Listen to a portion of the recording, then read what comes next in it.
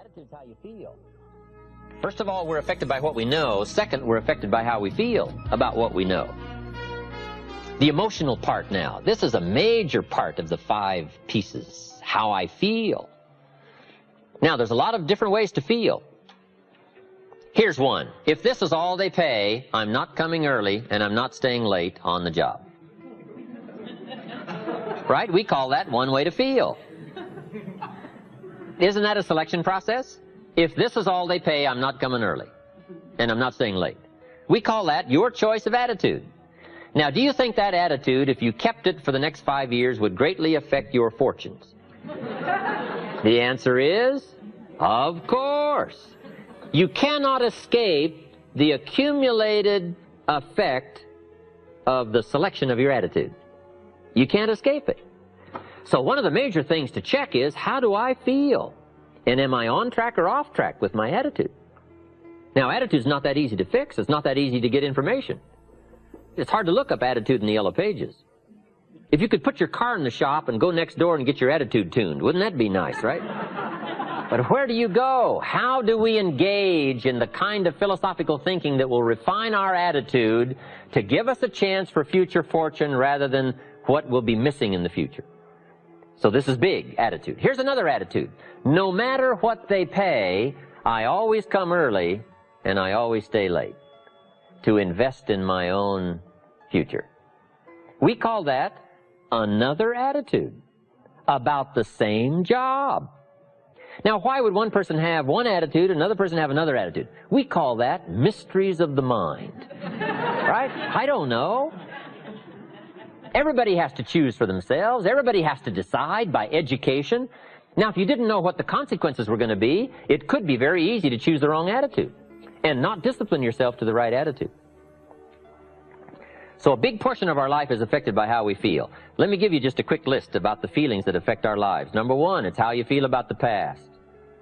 Boy, it's easy to carry the past as a burden instead of as a school.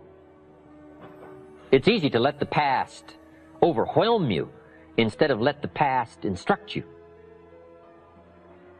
How to feel about the past hurts and the past losses and the past difficulties and the times you failed and the times it didn't work, the accumulation of all of that. How you feel about that is going to greatly affect your future in your life. One of the major things that affects your life is how you feel about the future.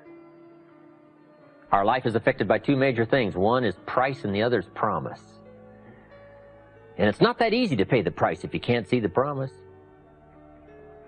I think kids are having problems these days trying to pay the price because they can't see the promise. But all of us wouldn't mind paying the price if we could have a clear view of tomorrow, next week, next month, next year. If we had the high assurance with great probability of how it's going to work out, do you think we would hesitate to pay? The answer is no. But everybody hesitates to pay if the future isn't clear. So to help the kids these days, we got to do 2 things. Help them to see the promise and help them pay the price. But we can pay if we can see. My karate instructor said, Mr. Rohn, you cannot believe the incredible feeling of walking down any city street unafraid. I said, let's get on with the classes, right? Hey, I will sweat. I will put myself through the paces, right? What would we do for an extraordinary promise? Answer, the most unbelievable things. Would you crack the books? Would you burn the midnight oil? Would you engage in the extra thoughts and the extra disciplines if the promise was adequate? And the answer is, of course. But who wants to read? Who wants to burn the midnight oil? Who wants to put themselves through the paces if the promise isn't clear? Important, price and promise. Here's number 3. It's how you feel about each other. It's so important. Attitude about society, country, state and city, community, family, enterprise, office, company, corporation, division.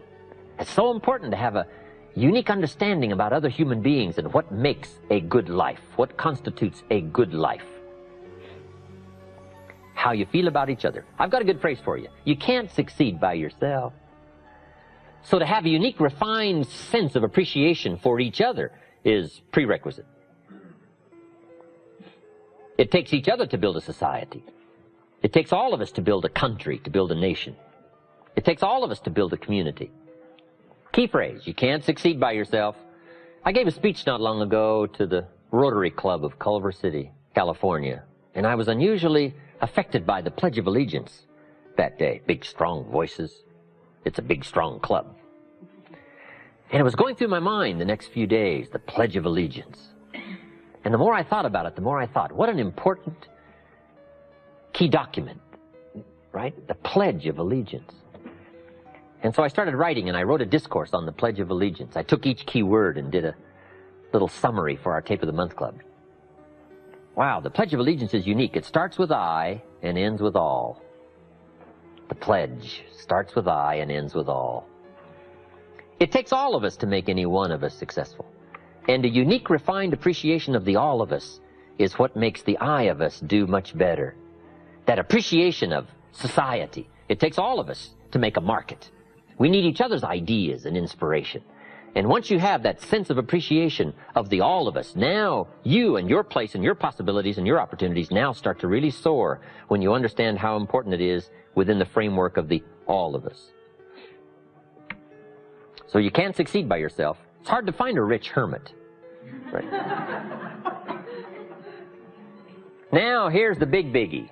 It's how you feel about yourself. That's major. Understanding self-worth is the beginning of progress. How valuable are you? What could you do if you had all the skills? If you took the extra classes and burned the midnight oil, what could you do? What true value could you become? That is one of the better exercises. What could I become in terms of value? What could I really do in the marketplace, in enterprise, family, home, love, experience, marriage, friendship? How valuable could I become? Am I valuable enough to work on what all is still not functioning in my life to full capacity? If I'm operating at 20%, what could I possibly do with the other 80%? And do I have it in knowledge and worth and value and experience?